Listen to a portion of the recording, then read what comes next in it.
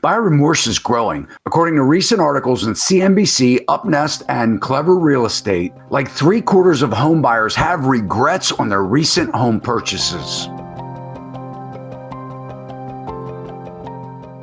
Hey guys, thanks for tuning in. So the number one reason why buyers are having remorse, 30% of the respondents said they spent too much money. So are you surprised at that, Melissa? I'm not surprised at that. With the skyrocketing house prices, I'm not surprised if that percentage will go up. It doesn't take a rocket scientist to figure out the fact that home prices have just soared out of control for the last 2 years. I agree with you. So at what point, I guess, do you feel that you overpaid? At what point during the process when you had to write a check for $50,000 over appraised value to actually get your loan? I mean, yeah, I think it's easy to say. Most of them think now they overpaid. So up next, the second most common regret, Melissa, was them rushing through the process. Making very impulsive decisions very quickly, putting that offer together in record time to make sure that they get it to that seller. I think that FOMO played a big part. I mean, fear of missing out. I know that I was talking with a couple first-time buyers, and I mean, they weren't even thinking anything but getting the house. It was almost like they were at an auction or something. It was like, well, I can go higher, or let me see if I can talk to my parents, get some more cash, whatever. I mean, it was just the exuberance was high, meaning the excitement was higher than I've ever seen. It was, as we talked about, record time. There's deadlines being put out there that they are feeling that they are being rushed. And when they go see the homes, it's such a limited amount of time. They've got to start writing that offer and getting it over to the other agent on the other side.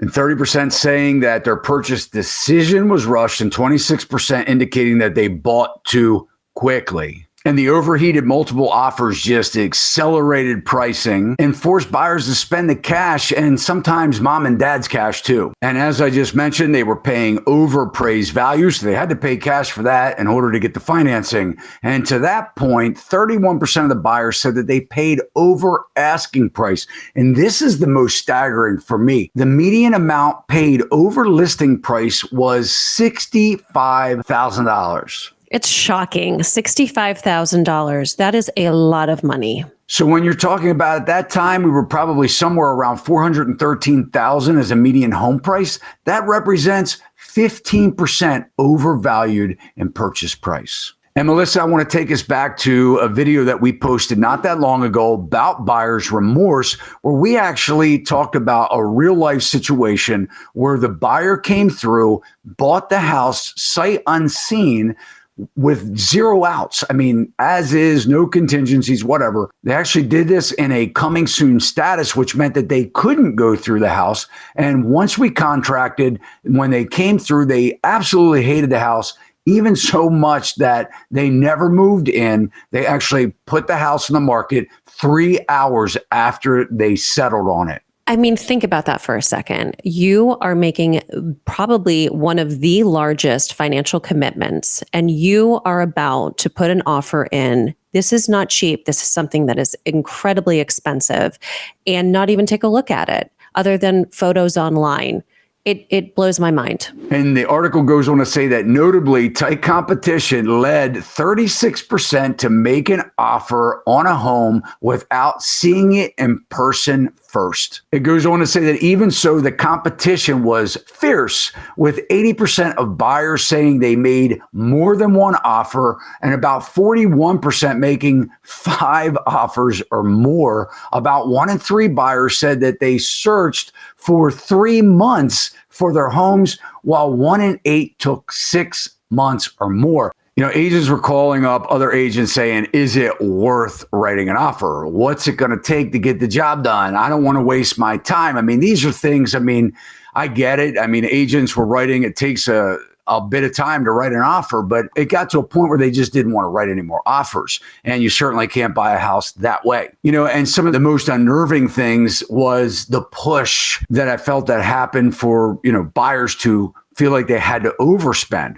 It was almost like they were fueled. They were encouraged. Like, if you want to get this house, you have to spend $50,000 more than asking price. If you want to get this house, you have to waive your right to inspection.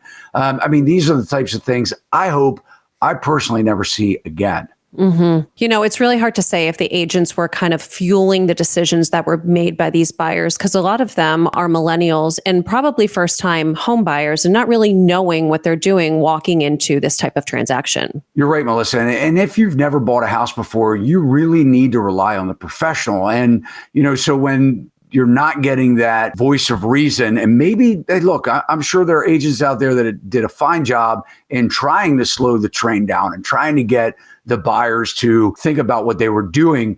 And I know we had an agent here, I remember specifically on one of our calls where he said, I can't sleep.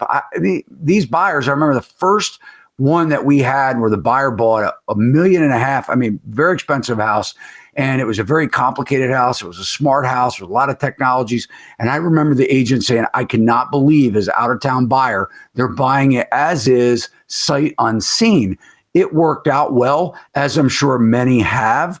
But, it's always that percentage of buyers that realize that they didn't get the deal or the house that they thought they would be happy with. And a lot of these buyers were gung-ho on no home inspection, which is just crazy to even think of, but they were firm and they were sure, and they knew that that was the decision they wanted to make when putting the offer in.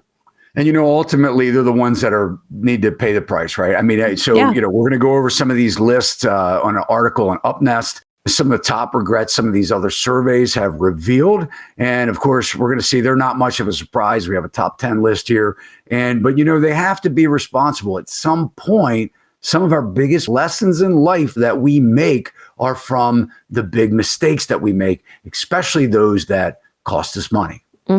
All right, so let's dive into this UpNest top 10 list. So here we go. Number 1 in regrets, unexpected maintenance. Unexpected maintenance comes from not having a home inspection, not knowing what you're walking into. There could be unexpected things that pop up that you're like, oh my gosh, now I've got to repair this. And that was not in the plan.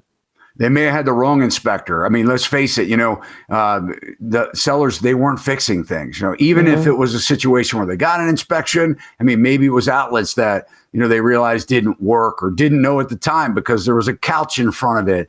Maybe they had a situation where the 2-story house with one heating and air system. And so not having multiple zones, they didn't realize that, man, it's 20 degrees hotter upstairs in the summertime than it is downstairs. And maybe that's where they decided to sleep. A lot of people don't realize that, during this price appreciation, everything went up.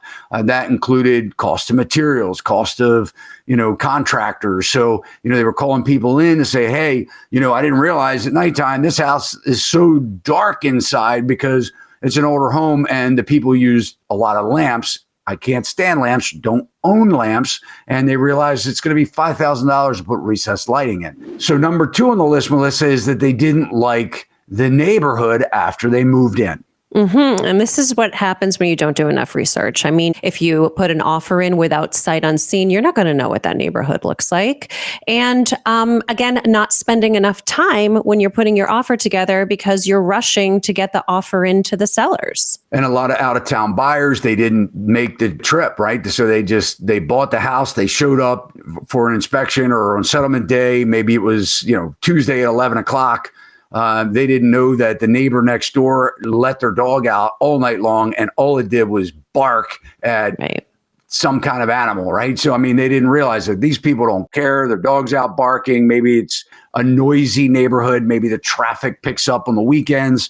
Who knows? Maybe the community pool's right down the street and the line wraps around their driveway and they can't get out. So, all kinds of reasons why people, they realize that we certainly wouldn't have bought on this street or in this neighborhood. Number 3, Melissa, the mortgage payment is too expensive. This is where they didn't weigh their options on maybe we should just stay another year in our lease. And do we really need to be buying right now? Is this really where we need to be going?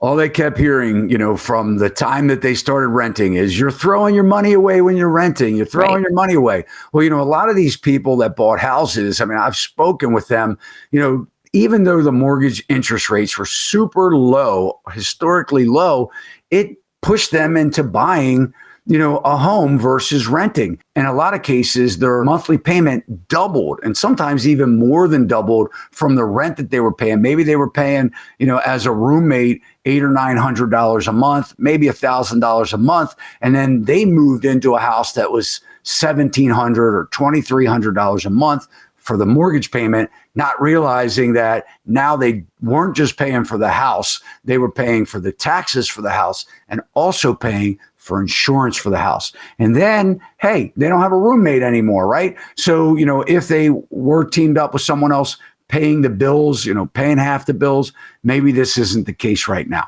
And number 4 on the list, the house feels too big. Now, can you imagine this? Yes, I can imagine it, because now you have to furnish all of these empty rooms. You were coming from a smaller space. Now you're in a larger home. Got to get the furniture. Yeah, Melissa, and you can appreciate this from buying a house. I certainly can. I remember the first thing I did when I bought a house was realize I didn't have enough furniture. And guess what? I ended up going to the local furniture store. They had this 18-month, same as cash, encouraged me to spend lots of money furnishing my new house. What it really did was added to my debt. And something else people don't realize is now in most cases, they have grass to cut. If they didn't move into a condominium where they now have condo fees, now they have to cut their own lawn. If they live in an area where it snows, they have to shovel their own snow.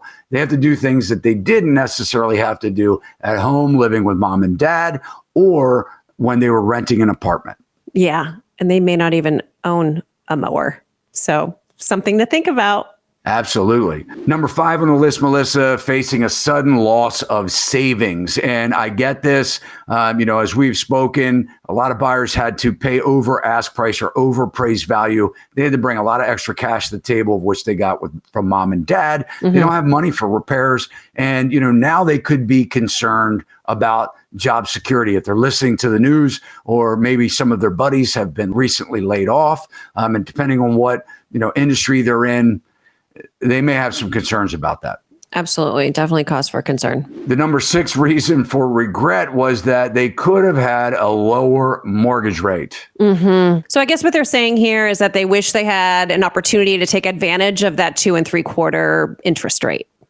Yeah, probably so. And then, depending on when they bought, rates went up really quickly. And then they actually came back down almost a point lower than the recent high that we had. Now they're going back up again. But depending on when, And like I tell people, hey, don't focus on the interest rate, focus on the purchase price of the house, because it's way better to buy low and have a higher interest rate because you can always refinance. Number 7 on the list is a longer commute. They're having a longer commute because at one period of time, employers were having all of their employees work from home. And now people are starting to come back to the office. So with that being said, now that they have to, do a commute that they were not planning on doing. And a lot of the buyers were living in the cities close to where their jobs were. That's where they wanted the action to be. And when they realized that the houses in the city are way more expensive than further out into the rural areas. So a lot of them, they went outside the city further away from their jobs. And like you said, they're being called back to work. So now they're realizing that driving and traffic and fuel cost, all that stuff, I get it. Number 8, undesirable layout. Yes. And then it's just too expensive to make changes to the floor plan because you've spent all of your savings. And knocking down walls, not cheap to do. Costs are up. And what they've realized is now that they're stuck with what they have for a very long time. This isn't like, you're renting one apartment. A lot of young people, they're used to moving, right? So, they go to college, they move 4 times out of the 4 years that they're in college. Maybe they went from the dorm to the frat house or sorority house, and, they move. And now they're realizing, man, we are stuck with this thing for 5, 7, 10 years. Number 9 on this list is you overpaid. It's a scary thought. You just purchased your house. You're super excited and you're seeing that the market is softening. You're seeing the price decreases. It's very concerning. And you're seeing your friends in some cases are buying better houses or nicer houses for less money. I know. And finally, number 10, guys, is settling for the house that's not quite right. This goes with that impulsive decision making. You wanted to buy, you were ready to buy, you had to have the house. There's little inventory, and now you have it. You have your home. And now a recent survey from Bankrate determined that 64% of regretters are millennials. 33% are baby boomers, and this proves that older buyers are a little less likely to regret their home purchases than younger people. Maybe, Melissa, this is because the older folks, they reap the rewards of selling their house overvalued and didn't have to fix anything. Mm-hmm. And this goes back to what I said earlier in the show. The average age of a millennial, what's that, 25 to 40? So a lot of them are first-time home buyers. So that statistic would make sense. And it goes on to say that it appears that most millennials regret their home purchases because they were completely unprepared for the costs associated with home ownership. But guys, if you've fallen into the regret category, hang in there. Some of life's lessons are from when we learn the hard way. And if you felt that you missed out during the mad rush to buy a home, sit back with some peace of mind and learn from the regrets of others around you.